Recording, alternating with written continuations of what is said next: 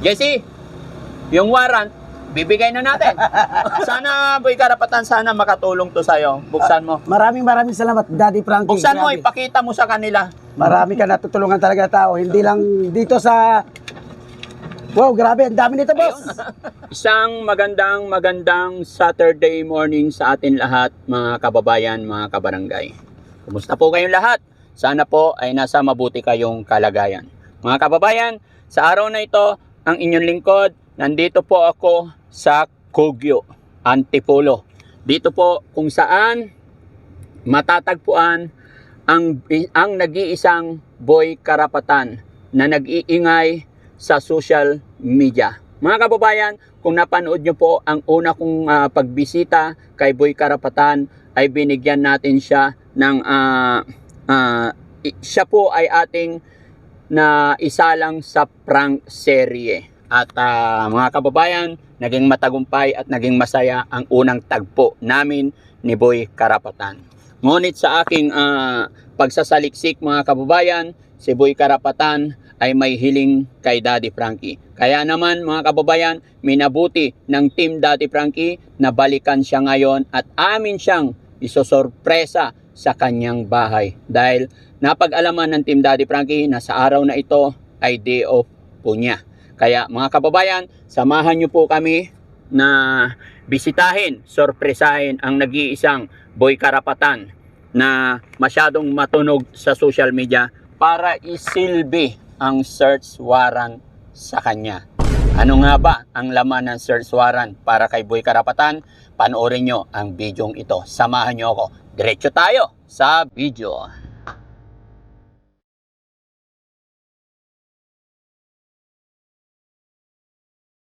Ayan mga kababayan, dito po yung bahay ni Boy Karapatan.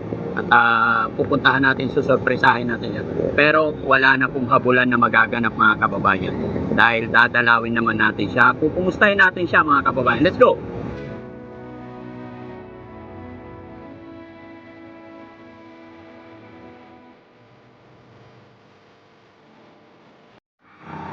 Ayun mga kababayan, mga kabarangay, nandito na po tayo sa harapan ng bahay ni Boy Karapatan. Ganito po ang sitwasyon dito. Nasa gilid siya ng kalsada, maingay, laging puno ng sasakyan. Pero kung ano ang ingay ng mga sasakyan dito, gaano ka kasikip, gaano ka traffic, ganun din kasaya kasama si Boy Karapatan. Ayan. So, tapo! Idol! Ay! Magandang umaga! Napapasal kayo, sir. Oo. Ikaw talaga sadya namin. Ayan. Talagang higpit na higpit yung pintuan mo ah. Oh, sir, sira na. Ayan. Pwede pumasok. Oo, sir, talaga. Ayan. Pasok ko. Ano ginagawa mo? Nag-uugas na ng plato, sir. Okay. Talagang tatay na tatay ang dating ah. Pasok kayo, sir. Okay. Okay, tapusin ko na ito.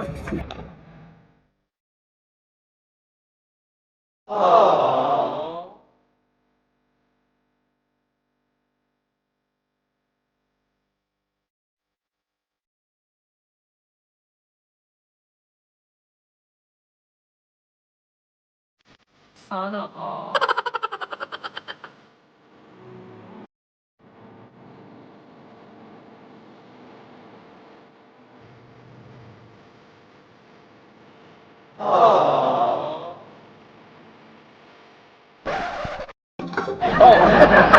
Napaka-hyper ni Boy Karapatan, mga kababayan.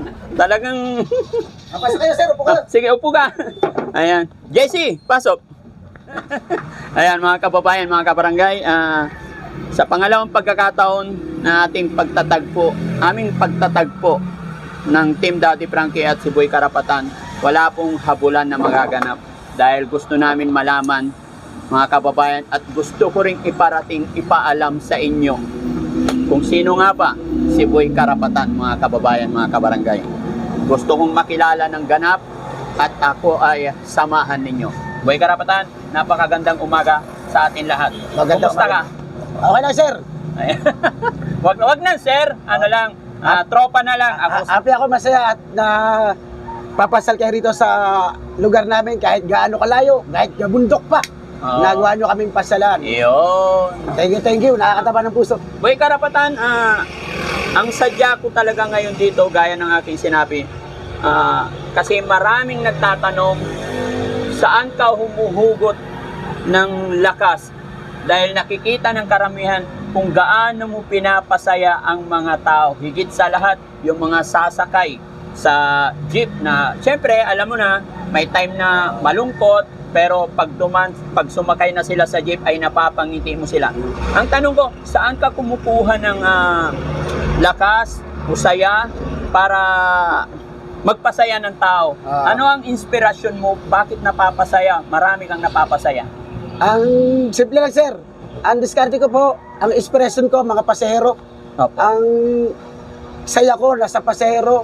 Yung problema ko po sa loob ng bahay, normal lang po yun. Kahit sino po may problema, pero hindi ko po dinadala sa labas o sa, lalo-lalo na sa trabaho. Ang saya ko po, nasa mga pasahero po, dahil sila po ang inspirasyon ko.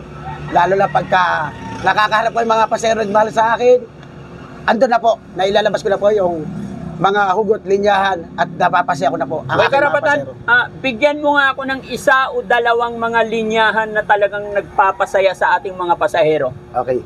2, 4, 6, 8, 10! Bigyan ng karapatan to!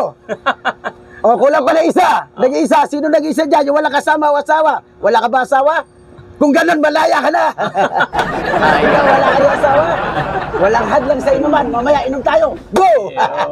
Maiba nga pala ako, Boy Karapatan.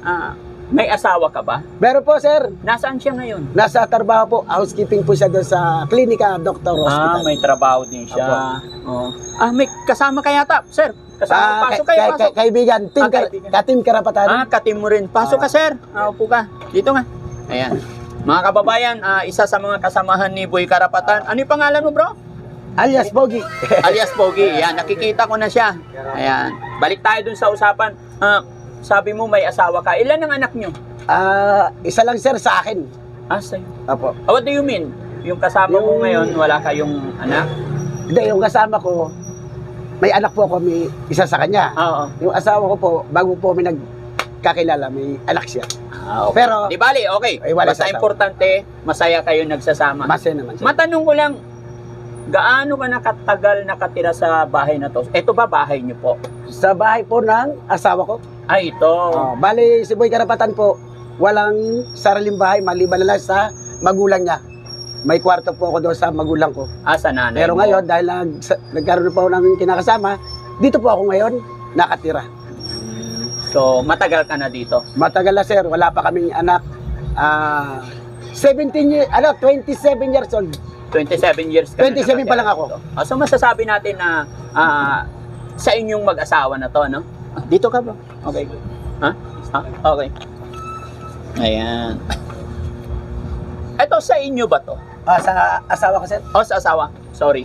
Mga kababayan, mga kabarangay, isang dahilan kung bakit ko binalik yan si Boy Karapatan dahil sa live ko nung mga nagbibigay si Daddy Frankie, nagbibigay ng tulong ang team Daddy Frankie. Pajikats. Oo, nagpapajikas ako. Pumasok po siya, Kasalukuyan nag-message ako siya. po yung nag-comment. Ayan. Ang Lahat problema, nagbiro. ang kanyang request mga kababayan is regarding sa kanyang bubong na tumutulo daw. Siguro, mga kababayan, kaya nandito si Daddy Frankie para magbigay ng kaunting tulong din. Pero syempre, bago tayo umabot sa puntong yun mga kababayan, gusto rin nating malaman sino nga ba talaga si Boy Karapatan. Bukod sa harap ng camera is siya'y masayahing tao, pero sa totoong buhay, regarding doon sa kanyang kwento mga kababayan is masyadong marami rin siyang pagsubok na dinadaanan. Karapatan, huwag mo sanang mamasamain. Sir. Ano ang mga bagay na pagsubok na hindi mo malilimutan? Mga pagsubok, sir, dami, hindi mabilang kasi normal lang yun eh. Kung dadamdamin natin, dagdag problema, dagdag isip lang yun. Nakaka-stress lang yun. Mga pagsubok na nangyari sa akin, katulad ng halimbawa sa pasahero, nagbayad ng kamumura ng pamasahe. Halimbawa, 15 ang pamasahe. Tapos nagbayad ng 500. Magsasalita ako ng wala ka bang barya, sasagot siya ng, kung may barya ako, di ay na binayad ko sa'yo. Ayun. Ang ginagawa ko, sir, para hindi umaba, huwag na kayo magbayad, abunuhan ko na lang. Kung wala akong pang-abuno na dala, sir, Wala akong dalang sariling pera. Pinapa-awas ko sa driver, awas mo sa porsyento ko sa ibibigay mo sa akin. Ganun lang, sir. Isa pang tanong ko, mula anong pagkakaiba ng buhay mo noon sa buhay mo ngayon na ikaw ay sikat na Mas na? gugustuhin ko yung normal na tawa, sir. Bakit naman? Kasi yung una, masaya eh. Oo. Yung ako'y nakilala, nag-trending, nag-viral, Oo. masaya. Pero hindi ko akalain, habang tumatagal, nakaka-epekto. Yung mga kamag-ano ko sa probinsya, umuwi rito. Oo. Akala mayaman na ako. Ayun. May wala ka lang mapapasid dyan. Oo. Eh, magkano ng pera ko? Eh, na kinikita ko. Kumikita lang ako ng 300, 400 sa pagdidispatcher. Sa pagdidispatcher. Ngayon, lahat ng mga kamag-anak ko, kapatid ko, Aurora Baler, pumunta rito. Nueva Ecija, pumunta rito. May kapatid ako sa Nueva Ecija. Barangay Gimba, Cabanatuan. Akala nila mayaman na ako. May humingi ng abuloy, bigyan mo na isandan, masama pa mukha. Kaya sabi ko, sir, akala ko ganun sikat, masaya. Hindi pala, laki epekto sa akin to, sir. Kapitbahay, nagkasakit. Baka pwede, kunting ano naman dyan. Isa na naman lola, nagmatay. Baka pwede, bilang dispatcher ka, marami kang kaibigan driver jeep, kahit 3 jeep lang. Eh wala nang libre ngayon, sir. Hindi ako makapagsalita. Siyempre, kahit 3 jeep, sagutin ko daw. Sasakyan ng mga nakikipaglibing. Makikipaglibing. Wala. Ano nangyari sa'yo? Hindi po, pangalan ko, Boy Karapatan. Oo. Ang Rene po, ayan, Rene. Rin yan. Binansagan po ako ng Boy Karapatan dahil sa mga pasero madalas lagi sa masakit. Araw-araw, sir. Mga nagtatrabaho. Boy Karapatan, nawala stress ko sa buhay. Nawala yung galit ko sa anak ko. Umalis ako ng bahay, galit. Papasok, nakita lang kita, ikaw. Nakakawala ka na. Ganun po yung mga pasero. Kaya si Boy Karapatan po ay binansagan na Boy Karapatan. Pero hindi pala, ako masaya, pero pag uwi ko sa bahay malungkot. Kasi lahat, akala nila, lalo yung mga pasero, libre nyo naman ako, libre. Sikat na, kilala yun. Oo. Yung mga ganun, kahit walang pera, libre niya, pasok. Para mapagpasaya lang. Oo, para ano, total, ganyan tingin sa akin. Sige, huwag ka na magbayad. Lalo yung may pasero na nanadyaser, Oo. alam naman nilang, so, palibasa sikat, libre ako eh. Magbabayad talaga buo. Oo. Parang sinadya. Oo. Pero okay lang, naiintindihan ko lahat. Ganyan talaga buhay, hirap.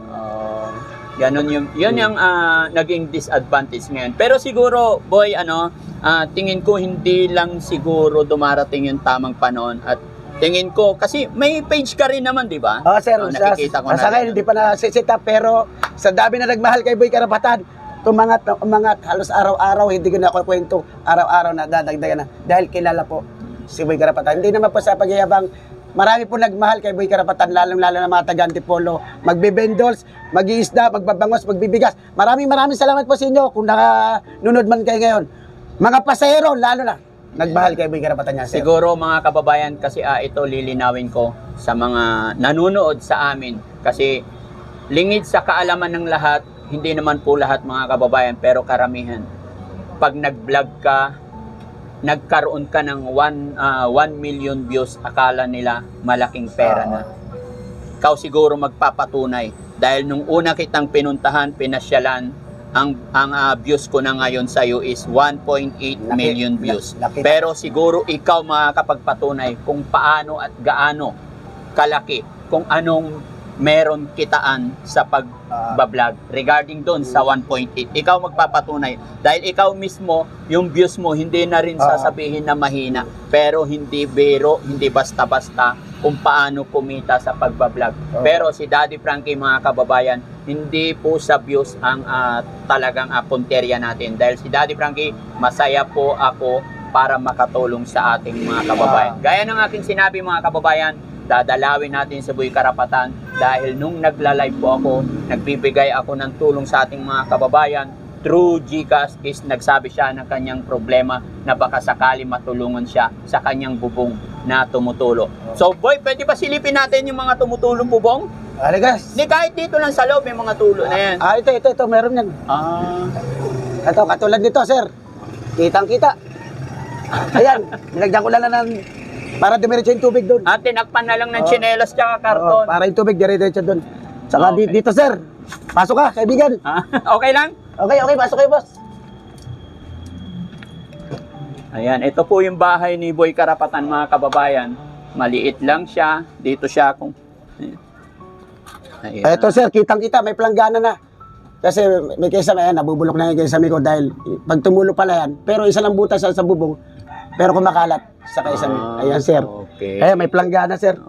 Salamat sa pansahod. Pansahod. Kasi minsan wala po ako, baka umulan, pag uwi ko, baha na. Kaya hinahanda ko na.